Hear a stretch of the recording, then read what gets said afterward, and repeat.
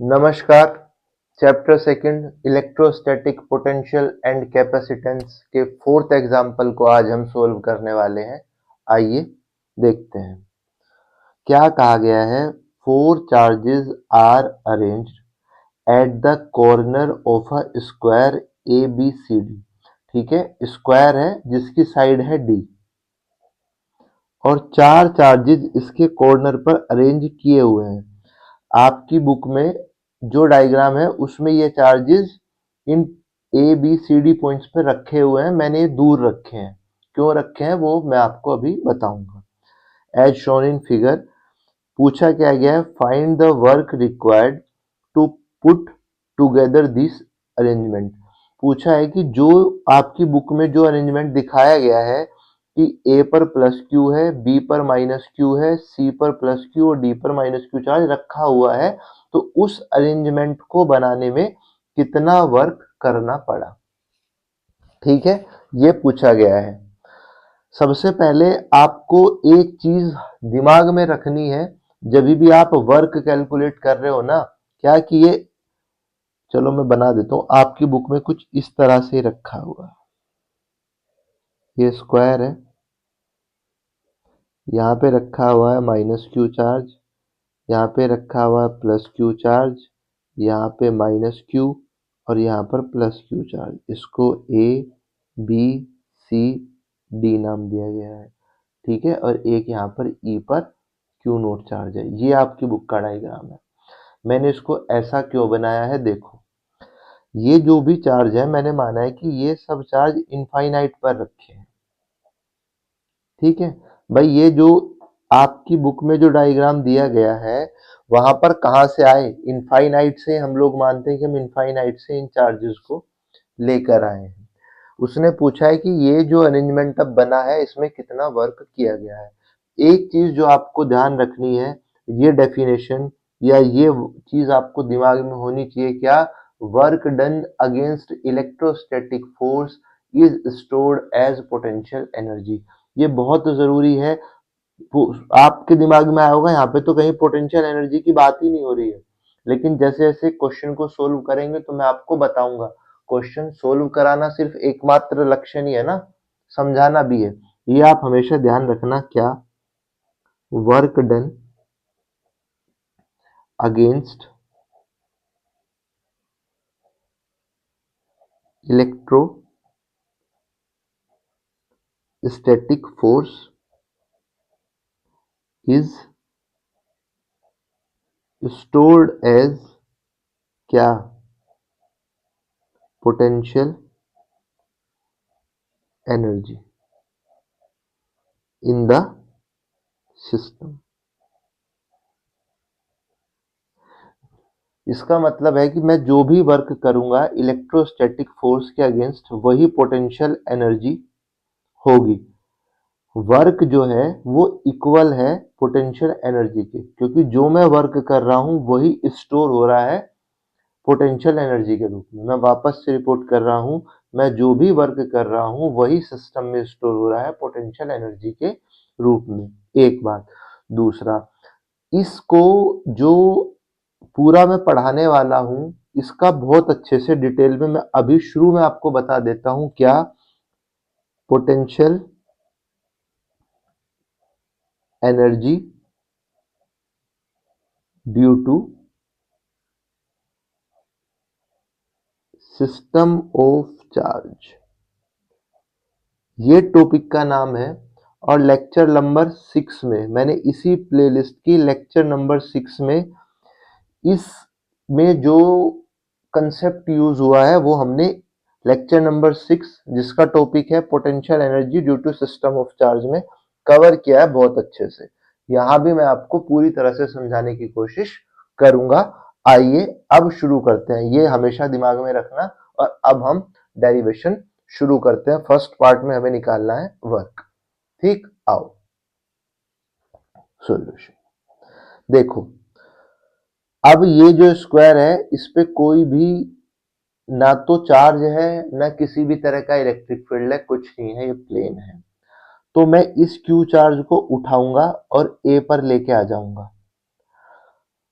तो जो इनफाइनाइट से ए पर लाने के लिए प्लस क्यू चार्ज को मैंने वर्क किया, वो अगेंस्ट जो है इलेक्ट्रोस्टैटिक फोर्स के अगेंस्ट तो हुआ ही नहीं है। क्यों? क्योंकि कोई भी ना तो चार्ज रखा है ना कोई इलेक्ट्रिक फील्ड है किसी सोर्स की वजह से। तो जब कोई भी वर्क जो है वो इलेक्ट्रोस्टैटिक फोर्स के अगेंस्ट नहीं हुआ है तो कोई भी पोटेंशियल एनर्जी है ही नहीं। और जब पोटेंशियल एनर्जी नहीं है तो मैं इसको बोल सकता हूं U at A, potential energy at A. ये मैंने सिर्फ आपको समझाने के लिए लिखा है। वर्क कब होगा? मैं वर्क, क्योंकि हम पोटेंशियल एनर्जी के रूप में जो स्टोर होगा कि ए पर कितना वर्क हुआ इनफाइनाइट से लाने पर, बी पर कितना वर्क हुआ, सी पर कितना वर्क हुआ और डी पर कितना वर्क हुआ, ये अलग अलग निकालूंगा और उन सबको ऐड कर दूंगा तो मेरे पास टोटल वर्क आ जाएगा जो पूछा गया है। तो जब इलेक्ट्रोस्टैटिक फोर्स के अगेंस्ट काम हुआ ही नहीं है, सिर्फ मैंने यहाँ पर क्यू पर फोर्स लगाया और ये यहाँ पे आ गया, this force is nothing against electrostatic force, तो यहाँ पर जो वर्क है वो जीरो है, क्योंकि वर्क है क्या? Potential energy. और जब कोई भी वर्क हो ही नहीं रहा इलेक्ट्रोस्टैटिक फोर्स के अगेंस्ट तो वहां पे वर्क क्या आ गया? जीरो। पोटेंशियल एनर्जी एट ए क्या आ गई? जीरो। आप पहले, ऐसा नहीं है ए पर अलावा आप बी पर भी पहले लेके आ सकते हो चार्ज को, सी पर भी, डी पर भी। ऐसा कुछ नहीं है कि आपको ये क्रोनोलॉजी फॉलो करनी है कि पहले ए पर फिर बी पर, नहीं, आप किसी भी चार्ज को पहले लाके रख सकते हो। मैंने ए से शुरू किया है। अब मैं वर्क कैलकुलेट करूंगा, इसको बॉक्स में बंद कर दे रहा हूं। क्या? कि इनफाइनाइट से बी पे जो मैं चार्ज लेके आ रहा हूं माइनस क्यू, ठीक। अब जो मैं माइनस क्यू चार्ज लेके आऊंगा उसको मैं ऐसे उठा के नहीं लाऊंगा। जब मैं इसको लाने की कोशिश करूंगा तो यहां पर आओ, देखो, मानो कि यहां पर ये एक चार्ज रखा है ए पर प्लस क्यू और इस पॉइंट पर मुझे लेके आना है minus Q charge.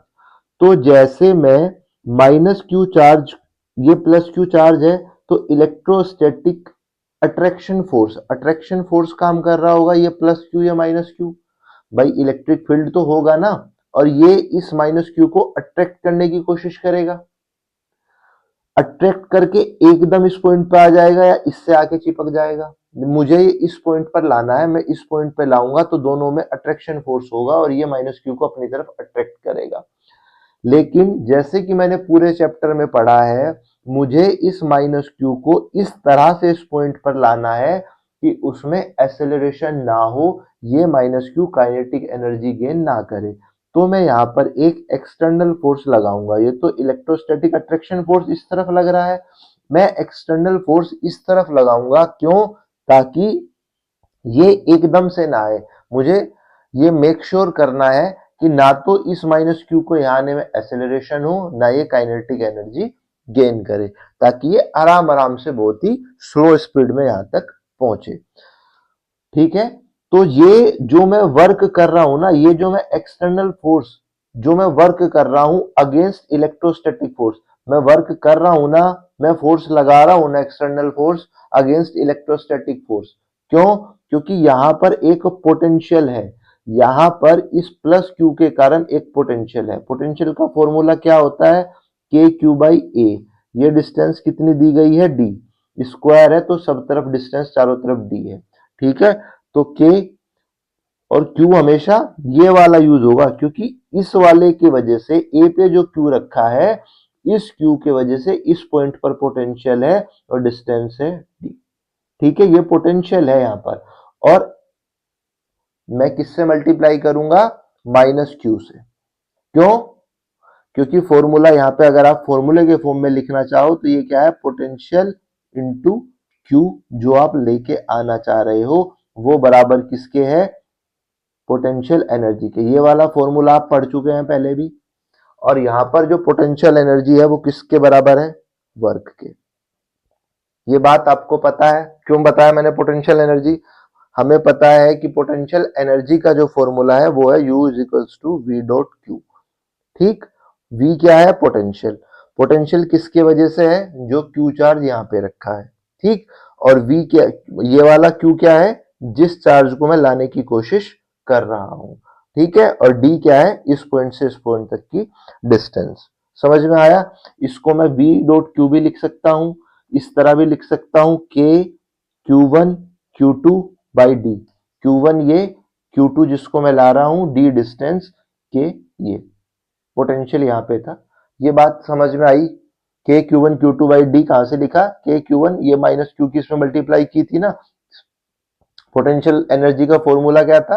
Potential dot Q, जो चार्ज में लेके आ रहा हूं, उसी को जब मैं खोला तो ये हुआ, और जब मैंने उसको और अच्छे से लिखने की कोशिश करी तो ये हुआ। समझ में आया? मतलब मैं जब इस माइनस Q चार्ज को यहां पर लाने की कोशिश करूंगा तो प्लस Q चार्ज के कारण यहां पर पहले से ही पोटेंशियल एनर्जी है, तो वो पोटेंशियल एनर्जी जो इस पॉइंट पर है वो इसको अट्रैक्ट करेगी और तेजी से अपनी तरफ लाने की कोशिश करेगी, लेकिन मैं एक एक्सटर्नल फोर्स लगाऊंगा और इसको उस तरफ धकेलने की कोशिश करूंगा ताकि ये बहुत ही स्लो स्पीड से आए, इसमें एक्सेलरेशन ना हो, ये काइनेटिक एनर्जी को गेन ना करे। अगर आप शुरू से पढ़ते आ रहे होंगे तो आपको ये बात समझ में आई होगी, अदरवाइज आप ये वाला लेक्चर एक बार वापस से जरूर देख लीजिएगा अगर आपको यहाँ पर कुछ कंफ्यूजन महसूस हुआ है तो वर्क जो है इनफाइनाइट से बी का माइनस क्यू को लाने के लिए, आपको समझाने के लिए इसको हम पोटेंशियल एट बी भी बोलेंगे। देखो क्या होगा, ये पोटेंशियल एट बी, भाई यहां पे पोटेंशियल है, ये मैं सिर्फ आपको समझाने के लिए लिख रहा हूं। Potential at B due to charge at A into ये वाला जो चार्ज है, इसकी वैल्यू क्या है? पोटेंशियल एट बी की हमने निकाली है के क्यू बाई डी, और यहां पर इसकी वैल्यू क्या है? Minus Q. तो जब मैं इसको सोल्व करूंगा माइनस के क्यू स्क्वायर बाई डी, तो वर्क इनफाइनाइट से बी पर लाने के लिए क्या हुआ? माइनस के क्यू स्क्वायर बाई डी। इसमें कोई परेशानी? ये समझ में आना बहुत जरूरी है, उसके बाद पूरा जो एग्जाम्पल है वो समझ में आ जाएगा, लेकिन ये समझ में आना बहुत जरूरी है। नहीं आया है तो पहले इसको समझ लो बहुत अच्छे से, दोबारा देख लो वीडियो यहां से यहां तक, तब भी समझ में नहीं आया तो ये वाला लेक्चर एक बार जो लेक्चर नंबर 6 है इसको देख लीजिए, ये समझना बहुत जरूरी है। ठीक, अब मैं वर्क निकालूंगा इनफाइनाइट से सी पर आने के लिए, इनफाइनाइट से सी पर चार्ज को लाने के लिए। अब सी पर पोटेंशियल ए पर जो चार्ज रखा है प्लस क्यू, इसके वजह से भी है, और सी पर पोटेंशियल बी पर जो चार्ज रखा है इसके वजह से भी है।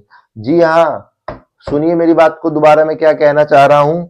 सी पर जब मैं इस क्यू को लाने की कोशिश करूंगा तो सी पर पोटेंशियल एनर्जी ए पर जो चार्ज रखा है उसके वजह से भी है,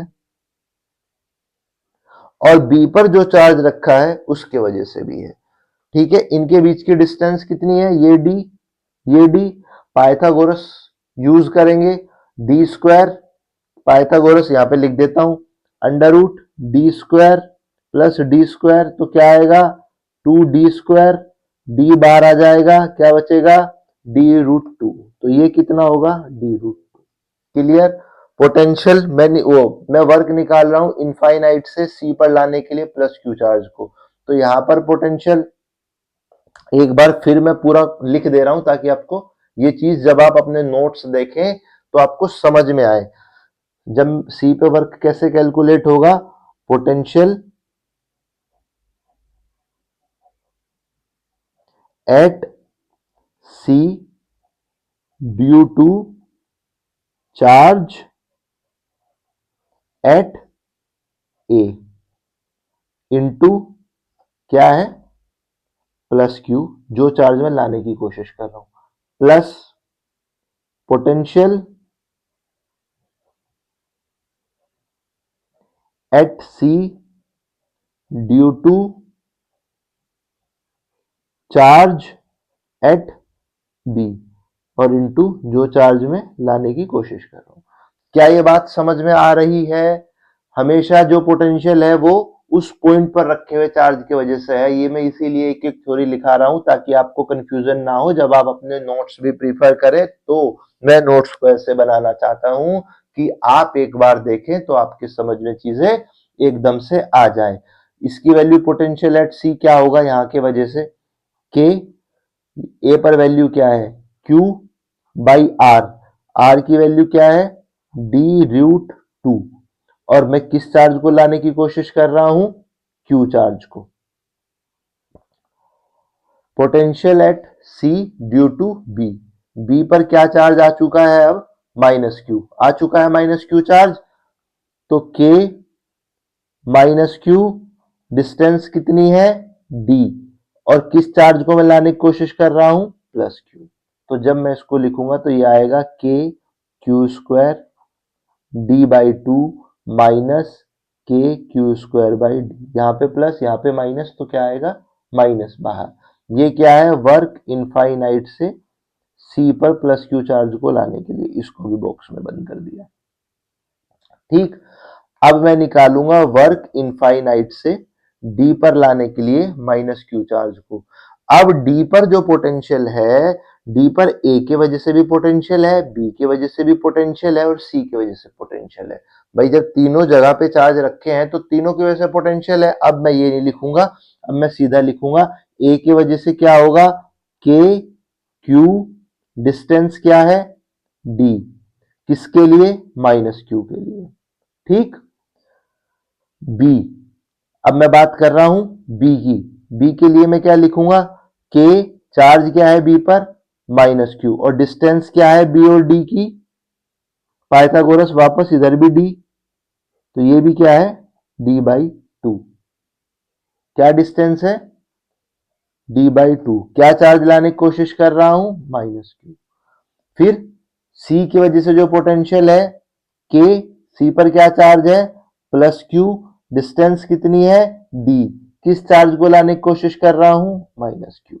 इसको जब सोल्व करूंगा तो -KQ² प्लस माइनस और माइनस क्या हो जाएगा plus, KQ² D/2 plus minus minus KQ² D, work infinite से D तक लाने के लिए -Q चार्ज को। क्या ये बात क्लियर हुई? और टोटल वर्क मुझे फाइंड आउट करना है, वो क्या होगा, इनफाइनाइट से A पे लाने के लिए, इनफाइनाइट से B पे लाने के लिए वर्क, इनफाइनाइट से C पे लाने के लिए, इनफाइनाइट से D पर लाने के लिए। सबको ऐड कर दूंगा, ये तो 0 है, या ये वैल्यू क्या थी -KQ² D, और इनफाइनाइट से C पर लाने के लिए क्या था KQ² D/2 minus KQ² D, infinite से D पर लाने के लिए वैल्यू क्या थी -KQ² D plus KQ² D/2 minus KQ² D, plus हट जाएगा, यहाँ से भी माइनस बाहर आ जाएगा। तो देखो ये भी माइनस का है, ये भी माइनस है, ये भी माइनस है, ये भी माइनस है, और ये चारों टर्म सेम है, -KQ² D, यहाँ भी -KQ² D, यहाँ भी माइनस, 1 2 3 4, माइनस के 4 KQ² D, और ये 1 2 plus 2 KQ² D/2, KQ² D common आ गया, -4 प्लस 2/√2।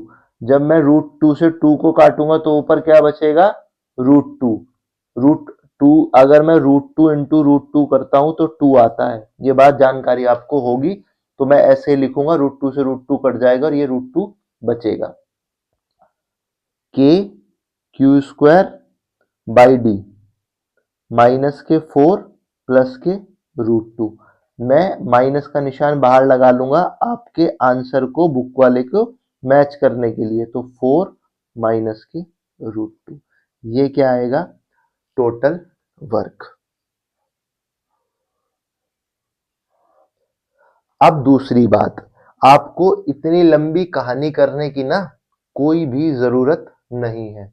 अगर आपने ये वाला जो लेक्चर है potential energy due to system of charge पढ़ा होता तो मैं इस क्वेश्चन को 3 लाइन में कंप्लीट कर देता, लेकिन कुछ ने पढ़ा नहीं है और जिसने पढ़ा है उसे ध्यान नहीं है। 3 लाइन में कैसे कंप्लीट करता ये भी बता दे रहा हूं। देखो मेरे पास ये स्क्वायर था और 4 चार्ज लाने थे। मान लो कि ये ए बी सी डी, यहां पर Q1 लाना है, यहां पर Q2 लाना है, यहां पर Q3 लाना है, यहां पर Q4 लाना है। देखो मैं कैसे निकालता वर्क, टोटल वर्क। ए पे तो सबको पता है 0 होता है तो कोई बात ही नहीं है, फर्स्ट वाला। सेकंड निकालना है तो मैं क्या निकालता, के Q1 Q2 are A B. ठीक, अब मैं बी पे चला जाता, बी मेरा कंप्लीट हो गया। मैं यहाँ पे सी है सॉरी, और यहाँ पर डी था सी।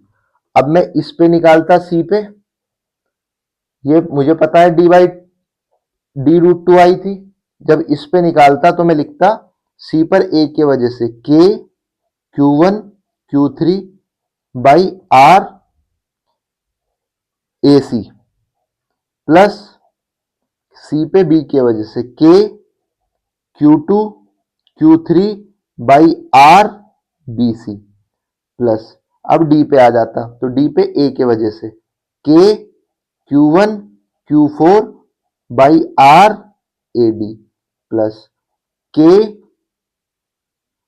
Q2 Q4 बाई आर क्या value B D, plus k Q3 Q4 by r C D. अब जब यहां पे वैल्यू क्या है, यहां पे वैल्यू थी प्लस क्यू, यहां पे वैल्यू थी माइनस क्यू, यहां पे वैल्यू थी प्लस क्यू और यहां पे वैल्यू थी माइनस क्यू। ये वैल्यू में सिंपल अब देखो पुट करता, वर्क टोटल लिखता के Q1 की वैल्यू क्या है Q, Q2 की वैल्यू क्या है minus q, r A B की वैल्यू क्या है, आर ए बी की वैल्यू आती डी। यहां पर के Q1 की वैल्यू क्या है Q, Q3 की वैल्यू क्या है Q, तो Q² बाई आर ए सी की वैल्यू क्या है D√2, के Q2 की वैल्यू क्या है माइनस क्यू, Q3 की वैल्यू क्या है plus q, by are B C value क्या है D, प्लस के Q1 की वैल्यू क्या है Q, Q4 की वैल्यू क्या है minus q, divided by D।